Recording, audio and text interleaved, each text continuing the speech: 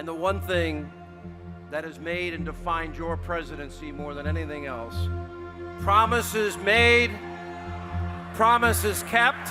Finally, at the age of 62, Sean Hannity is letting his guard down in a manner that is making waves. He has been a mainstay on Fox News for quite some time, and his opinions and sharp analysis have become legendary. But now he's finally letting us in on a secret, an aspect of himself that we've all secretly wondered about. The unexpected decisions that have changed his life are being revealed, along with anecdotes from his professional life and indications about his personal troubles. Are you wondering what Sean has finally admitted? Get ready to be surprised by a different side of him. There will be a Sean Hannity unlike any you have seen before. The inspiring story of Sean Hannity's ascent to prominence as a leading conservative voice in America is one of grit, desire, and maybe a little luck. Sean came from a strong-willed family and was born on December 31, 1961 in New York City. Hugh and Lillian Hannity were dedicated Irish immigrants who raised their son with strong moral principles. The blue-collar work ethic that Sean grew up with in Franklin Square, Long Island, influenced his outlook on life and his pursuits. Sean learned early on the value of sharing and competition, being the only guy out of 4 siblings. Envision a home where his sister's laughter and playfulness abound. It was a fast-paced setting that helped kids develop their abilities in collaboration and bargaining at an early age. Mom was a stenographer, and Dad was a correctional officer. They both worked in family court. Sean learned the value of accountability and honesty by seeing how committed they were to their work in the community. Sean wasn't a typical student when he was younger. A newspaper delivery man for the New York Daily News and the Long Island Daily Press, he hit the streets of his area. Imagine a little Hannity, maybe 10 or 11 years old, riding his bike in the chilly morning air, delivering newspapers to people's front porches. Working here was more than simply a means to an end. It taught him the value of hard effort and personal responsibility. On the road to maturity, it was a little but important milestone. Equally important to Sean's life was his education. The political views he developed during his time at Sacred Heart Seminary and St. Pius X Preparatory Seminary were deeply influenced by his experiences there. These places gave him more than just a head start academically. They gave him a feeling of direction in life. His moral and religious convictions were shaped by the discussions he had with his students, which are almost audible. But as is so frequently the case, Sean came to understand that conventional education could not fulfill his loftier ambitions. His period in the seminaries was followed by an exploration of higher education at Adelphi University and New York University. His name was being called more loudly than any lecture hall could be by the frenzy of radio and media. Who would have guessed that someone would take a risk and withdraw from not 1, but 2 colleges? It was an uncertain move, and there was no assurance that it would succeed. However, Sean's enthusiasm for communication and his desire to share his opinions with the world drove him to carve out his own path. Why, therefore, did he decide to do something so daring? Maybe it was the idea of making an impact, of being heard in a world where everyone has their own unique viewpoint. The excitement of the unknown may have been the driving force behind his bravery. For whatever reason, Sean Hannity was prepared to launch his career in television and leave an indelible impression. Looking back on Sean's childhood, it's easy to see how his early years set the stage for a career that would have a profound impact on many lives. When he first entered the media industry, what obstacles did he face? How did he come to be the man we see on TV now as a result of his upbringing? The best part is that Sean's tale is only getting started. It wasn't exactly a picnic when Sean Hannity first started out in broadcasting. The volunteer station at UC Santa Barbara, KCSB-FM, was where he started his career in 1989. The caveat, though, is that he was slow to get going. His honest assessment was that he was terrible at it. Surprising, isn't it? Even conservative media heavyweight Sean Hannity had trouble mastering the ropes when he first started out. Hannity persevered through this challenging beginning. He gained the necessary knowledge and abilities as he hopped from station to station. He got his big break when he was hired to host his first professional afternoon program at WVNN in Athens, Alabama. The next stop was at WGST in Atlanta, where he succeeded the late, great conservative radio host Neil Bortz. The reputation of Hannity began to grow, although gradually. But it wasn't until he joined WABC in New York that he truly broke through. It was there that he finally landed that coveted drive time spot, and his star started to rise. However, the pivotal event occurred in the year 1996. After seeing Hannity's talent, Fox News co-founder Roger Ailes gave him the opportunity to co-host Hannity and Colmes with Alan Colmes. Hannity made his television debut with this, and it was an enormous hit. The show swiftly became the centerpiece of Fox News' schedule. Just picture yourself moving up the ladder from student radio volunteer to co-host of a primetime show on a big network. His impact skyrocketed in 2001 with the debut of The Sean Hannity Show. On more than 460 radio stations throughout the country, the show reached an audience of more than 14 million people. Fans of Hannity's show were drawn to his distinctive conservative viewpoint, and they stayed captivated by his charismatic delivery. The 2016 election further elevated Hannity's status. His strong relationship with Trump only served to amplify the impact of his already formidable platform. Following Bill O'Reilly's departure from Fox News, Hannity emerged as a prominent figure in conservative media. The astonishing thing is that he has managed to keep his audience in the face of the ever-shifting digital world. Hannity continues to have a strong impact, even with the rise of new channels and trends. Now that he's 62 years old, Sean Hannity is prepared to unveil a well-held secret that had detractors and followers alike guessing for years. Is this revelation possible? An analysis of his professional life, his values, or maybe his private life? If you've ever wanted to know more about the man behind the microphone, Hannity, here is your chance. Step away from the bright lights of the studio for a second and explore Sean Hannity's real life. Even though he has a strong reputation as a Fox News commentator, his personal life is full of stories of love and transformation. Their love story has a touch of the whimsical romance you might see in a delightful film, and Hannity was married to Jill Rhodes for over 20 years. While Hannity was still finding his footing in the radio industry in the early 1990s, they crossed paths in Huntsville, Alabama. They became friends over their mutual love of politics and journalism, and Rhodes happened to be a political columnist for the Neighborhood Daily. Just picture it. Hannity would reach out to Rhodes for her expert advice, and before you knew it, romance was in the air. In addition to being a loving spouse and editor for Hannity's broadcasts, Rhodes became an integral part of his journey by helping to mold his themes for wider audiences. They were married by 1993. To everyone who knew them, their union appeared to be strong as concrete. Nonetheless, they began to feel the crushing weight of professional expectations as time went on. After several years of living together, they decided to split up by the year 2015. They kept their divorce a secret until the year 2000, during which time they made co-parenting their children, Patrick and Mary Kelly, a priority. They expressed their need for privacy in a joint statement that emphasized their dedication to co-parenting their children despite the changes in their individual lives. So why did they actually break up? The high pressures of Hannity's job apparently got to him, according to some close to him. There wasn't much time for a marriage to flourish among his non-stop political comments, television segments, and daily radio program. Although there was sadness at the close of one chapter, fresh opportunities were unlocked at the beginning of another. Another major player at Fox News, Ainsley Earhardt, and Hannity, began to develop romantic feelings for each other. Their romance was kept under wraps for a while, but word got out among insiders that they were happy together. We can move on to the money side of things now. The television empire that Sean Hannity has amassed over the years is quite remarkable. As of right now, his net worth is somewhere around $350 million. Consider it for a second. Reports indicate that he earns around $40 million a year from Fox News, and an additional $10 million from his radio enterprises.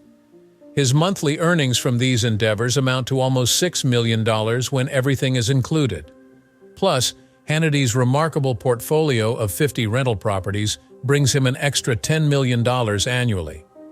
There is a breathtaking $5.3 million townhouse in Palm Beach, Florida, among them. It is ideally located near Mar-a-Lago, the famous residence of Donald Trump. Probably swayed by the Republican-led policies and tax breaks offered by the Sunshine State, Hannity has decided to make Florida his permanent home. Hannity has an unexpectedly humble demeanor despite his enormous accomplishments. Together with Ainsley and her daughter Hayden, he has made his Florida house into a warm and inviting haven. Far from the political turmoil that Hannity is usually associated with, it's lovely to watch their blended family forming a loving and close-knit dynamic. Now that Sean Hannity is getting close to 62 years old, he is beginning to let us in on more personal details than we had anticipated. What could possibly motivate this controversial critic to share his personal story? Stay tuned, since upcoming developments may alter your perception of the individual whose name appears in the news. Among conservatives, Sean Hannity has been known as a stalwart supporter. Many people looked forward to him because of his fiery and outspoken personality on television, particularly when it came to spreading the notion of electoral fraud during the 2000 presidential race. Until a shocking finding came to light during the Dominion voting systems case, hardly one paid attention to his assertions that the election had been rigged and that extensive voting fraud had taken place. Under oath, Hannity revealed a surprise twist, saying, "I did not believe it for 1 second." This confession ran counter to the story he had been promoting for months. The unanswered issue, then, is why, if he didn't believe these assertions, he continued to promote them. Was he only catering to his listeners' desires, or was there another factor at work? When you take into account Hannity's tight friendship with ex-President Trump, the plot gets even thicker. This wasn't your run-of-the-mill relationship between journalists and politicians. Rather than just being a media personality, Hannity had become a counselor to Trump, a confidant, and a close buddy. There were pros and cons to Hannity's unusual stance. On the one hand, he was in a position to shape the discourse thanks to his insider status, his direct channel to the White House, and his other advantages. This intimacy, however, cast doubt on his impartiality. Is it possible that Hannity can keep his positions as a journalist and an ally of Trump separate? It was impossible to ignore Hannity's impact. Because of his close relationship with Trump's administration, he frequently assumed the position of damage control specialist. Hannity would intervene to attempt to cool down Trump if his rhetoric became out of hand. In any case, was it effective? Unforgettable as it may have been, Trump famously ignored Hannity's efforts to moderate his message and reaffirmed his determination to do things his way, no matter what anybody said. The fact that not even Hannity could stop the Trump bandwagon was evident. Concurrently, Hannity started bringing contentious issues to his show, even though he appeared to have reservations about many of them. Hannity provided a platform to unfounded hypotheses and speculation, including those involving Clinton's emails, outlandish conspiracy theories on Russian interference, and Obama's birth certificate.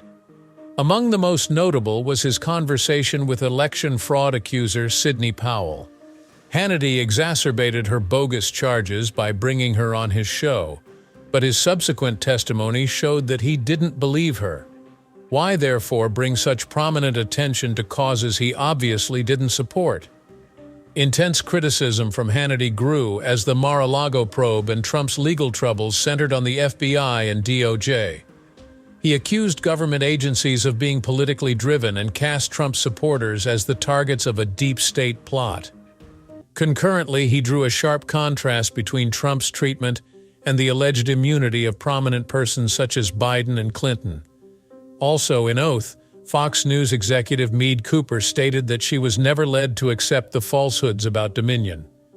Given that even Fox News's upper management had reservations, one can reasonably wonder how much Hannity's remarks were motivated by his own beliefs and how much by the needs of his audience. Rather than reflecting Hannity's genuine beliefs, was it all only a political ploy to influence opinions? Hannity persisted in giving Trump airtime in which he could vent his frustrations over perceived slights against him and his party. Criticism and analysis from the media started to cast doubt on Hannity's involvement in this continuing scandal. Was he just expressing what the audience thought, or was he actively trying to influence their opinions and lead them to conclusions he wouldn't have believed in? Both Sean Hannity's own convictions and the conservative political environment have changed over the years, and this has been evident in his fluctuating political views. His forceful voice on Fox News and radio has tackled every hot issue imaginable, and we all know him for it. However, his evolving position is most evident on some topics such as LGBTQ rights, climate change, and immigration. First, we will examine immigration. Here, Hannity's opinions are quite unwavering. You can ask if he's merely trying to make a point when he constantly stresses the importance of law enforcement and tight border security, and when he criticizes the Biden administration, saying they're aiding and abetting illegal immigrants. Maybe, but he appears to be hell-bent on the idea that this is a national emergency. What was his remedy? As he sees it, the present measures are ineffective. Thus, the focus must shift to strictly implementing existing laws and sealing off borders. He often cites actual events that, in his opinion, show how the border enforcement system is flawed. So you have to wonder, is he aiming to convince doubters or simply energize his supporters? Here we may discuss global warming. Hannity and Fox News reveal their doubtful sides at this point. Although climate change is now trending, Hannity frequently presents a critical perspective on the subject. Analysis shows that Hannity's show airs a lot of climate-related pieces on Fox News, which are essentially narratives of denial. He enjoys criticizing prominent personalities like Alexandria Ocasio-Cortez and has a history of mocking climate activists, calling their efforts a globalist agenda. It will be interesting to observe how his doubt affects his audience. Research shows that Republicans who watch Fox News are far more inclined to reject the idea of human-caused climate change than those who do not. Doesn't that open your eyes? It shows how much sway Hannity has over conservative views on climate change. Particularly noteworthy is Hannity's development in regard to LGBTQ rights. He has a history of being outspoken and aggressively opposed to same-sex marriage. But in recent meetings, particularly with guests like House Speaker Mike Johnson, he has taken on a more subtle tone. Hannity didn't put up much of a fight when Johnson brought up his past opposition to marriage equality in a previous interview. The rule of law was allowed by Johnson to shape his viewpoint rather than moral considerations. Does this mean Hannity's views on LGBTQ issues have changed drastically? No, actually. Focusing on legal considerations rather than moral arguments, he appears to be attempting to manage shifting social attitudes. His adaptation to the contemporary climate is evident in this modest alteration. It is evident from Hannity's stance on these subjects that he strikes a compromise between conventional conservative principles and strategic flexibility. Not only is he moderating his stance, but he is also adjusting his coverage to appeal to his loyal following and reflect the evolving political climate. A tale of ambition, conflict, and unmatched impact describes Sean Hannity's ascent to stardom. He rose to prominence in conservative media from his modest beginnings as a talk radio broadcaster. He has been the political hotspot in the United States for more than 20 years, attracting millions of people each night and igniting heated disputes. There are those who hold positive views of him, and many who hold negative ones. But one thing is certain: his influence is undeniable. However, why is Sean Hannity a major player in the media industry? Is there anything we can learn about the media's influence on political narratives from his journey? The impact of Hannity goes much beyond that of the ordinary television host. Hannity, his show, has grown to be an integral part of Fox News, a channel recognized for influencing conservative debate. Many people could never hope to reach the millions of people that hear Hannity's voice because of how many people tune in. He attracted an astounding 3.2 million viewers in Q3 of 2024, with over 500,000 falling into the very desirable 25-54 age bracket. Those figures don't lie. Hannity has a natural talent for captivating his viewers and winning their undying devotion. We can speak about something even more astounding, Hannity's ability to remain relevant for so long after we finish this. His show ranks as the 57th most watched in television history, and he is routinely one of the top shows on Fox News. Consider that for a while. As evidence of his growing influence in the media industry, Hannity's show is among the top 100 most popular television programs. His radio show, on which Hannity's voice reaches millions of people nationwide, is more proof that many people still have a soft spot for the medium. Yet, intense examination accompanies substantial authority. Many have criticized Hannity, and it's easy to understand why. He has used his media presence to promote his cause rather than merely report the news. When Hannity's concealed legal relationship with Michael Cohen, who was Donald Trump's former attorney, came to light, it became one of the greatest scandals in his career. The media landscape was shocked by this disclosure, and Hannity's credibility was called into doubt by many. Columbia University professor Samuel Friedman was outspoken in his criticism, describing Hannity's actions as a clear ethical violation, while others, such as Jeffrey Dvorkin, a former NPR ombudsman, maintained that Hannity ought to have been suspended. Is it really possible to hold a commentator like Hannity to the same ethical standards as a journalist? The public is deeply split over that subject. His supporters point out that Hannity admits he isn't a journalist and that Fox News doesn't hold him to any standards. Is it possible for someone to be in charge of the media at such a high level without being held to account? That is the crux of many of the arguments around Hannity's impact. The tight relationship that Hannity has with political personalities, particularly Donald Trump, is another cause of contention. Aside from a shared admiration for conservative principles, the two have reportedly become buddies in an eyebrow-raising manner.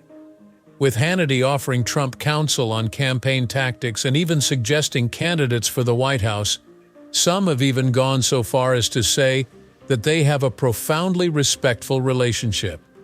It has been stated that Hannity had a desk in the place in the Trump administration, which begs the question, can he stay impartial when working so closely with the political personalities he covers? Does somebody with extensive ties to the political system have any hope of remaining an honest journalist? In the 2016 election, when Hannity's unfaltering backing for Trump was well known, the complexity of this subject increased. Hannity influenced the political climate for millions of Americans by using his platform to raise support for Trump's candidacy rather than challenge him. There are many who believe that Hannity's endorsement of Trump was a major factor in his ascent to the presidency, and that this proves how influential media figures can be in shaping public opinion. The question is whether such sway demonstrates effective leadership or represents a potentially harmful erasing of boundaries between the realms of media and politics. The host's incredible staying power has been on display even while other media figures, such as Tucker Carlson, momentarily outrated him in terms of ratings. He has been successful in keeping his audience's attention by riding the wave of media change. Conservative narratives are formed and propagated on Hannity's show, regardless of how competitive the landscape becomes. At 62 years old, Sean Hannity has finally addressed the mystery surrounding an issue that has surrounded him for years. At this point in time, what could he possibly say that would shock his admirers and detractors alike? Is this about to be the turning point in his public image, or is it simply the latest in a long line of controversial events around him? Get ready to dig into the shocking confession that Sean Hannity has made and how it might change his career trajectory in the media industry. Make sure you don't miss out on this. If you've been keeping up with Sean Hannity recently, you might have noticed some intriguing changes in his political stance. particularly regarding the 2020 race. But here's the catch. Hannity may have held quite different views while they weren't in the public eye than when they were. As previously stated, Hannity made the shocking revelation under oath during his testimony in the high-stakes Dominion voting systems lawsuit. I did not believe it for 1 second. Take a time to reflect on it. Despite all the press, he turned revealed to have privately disagreed with the claims of electoral fraud. An intriguing question is posed by this. How does one draw the boundary between their personal beliefs and their civic duty? This realization is also not a standalone event. The claims that he didn't believe the fraud claims against Dominion are consistent with remarks made by other prominent Fox figures such as Meade Cooper, a senior executive. The fact that Hannity has previously advocated for airtime for individuals like Sidney Powell, Trump's attorney, in one-on-one interviews where these accusations were explored extensively, adds fuel to the fire. We now know that he didn't actually believe in the contentious storylines he promoted, and that he provided a forum to those who doubted voting machines. It gets even more intriguing when you consider that Hannity's stance on Trump has changed significantly in the past several months. It seems like Hannity's position is changing now. He's not only boosting Trump's voice, he's discreetly guiding the discourse in a different way. During a recent interview, Trump began to use some of his more aggressive words, prompting Hannity to interject, asking, "Hold on a second, please repeat that for me." It must end. Can you fathom what it would be like? It wasn't like Hannity in the year 2000, when he frequently allowed the previous president to get away with more inflammatory comments. It seems like he's now attempting to steer things in a more controlled direction, hoping to attract a wider audience. So we have to wonder if Hannity is just adapting to the changing political climate, or if he is trying to reinvent his brand to remain relevant. Hannity has painstakingly positioned himself as a registered conservative, apart from the Republican designation. However, his impact on conservative media is undeniable, and he continues to be revered by his audience as a prominent figure in right-wing circles. He knows his duties as a famous media personality and is devoted to Trump in many respects. He balances these two things delicately. Perhaps in an effort to assist the Republican Party win over more moderate voters, his tone has recently become more mainstream. The pressure to maintain his devoted following while simultaneously adapting to a changing conservative climate must be immense. Going ahead, Hannity appears to be taking a different editorial tack, one in which he focuses more on policy debates and fact-checks guests more often. Seems like he's finding a way to appeal to a wider audience while staying true to his roots. He has maintained his influence via cultivating ties, but he has avoided being too close to any one political person by maintaining a certain distance. Even when political winds shift, he seems to be laying the groundwork for a lengthy career with his newfound allies. Consider his recent discourse with sportscaster Stephen A. Smith, in which they shockingly discussed conservative perspectives in a measured manner. In a way, Hannity seems to be seeing how open his audience is to hearing different points of view. The change in Hannity is more than simply subtle when compared to his previous treatment of contentious issues. This is an attempt at subtlety. He is still advocating conservative views, but he is doing it with more nuance and care than previously. These days, he's not afraid to ask guests tough questions, demand answers, and cast doubt on the veracity of some of the more extreme claims that may surface on his show. He seems to be taking a more journalistic stance, recommitting himself to factual accuracy while still maintaining his position as a pundit. What does Hannity's future hold in light of all this? A media-savvy strategy that recognizes the strength of his platform, along with conservative ideals, seems to be the answer. More policy-oriented conversations, guests with different opinions, and maybe even more thorough fact-checking might be in the horizon for him. The next issue for Hannity's fans and followers is, how far will he go this new path, and what will his audience think? Thank you for tuning in, everyone. Get on board with our channel and hit that like button if you loved this video. Click on the next video that appears on your screen right now for a more engaging video. It's beautiful,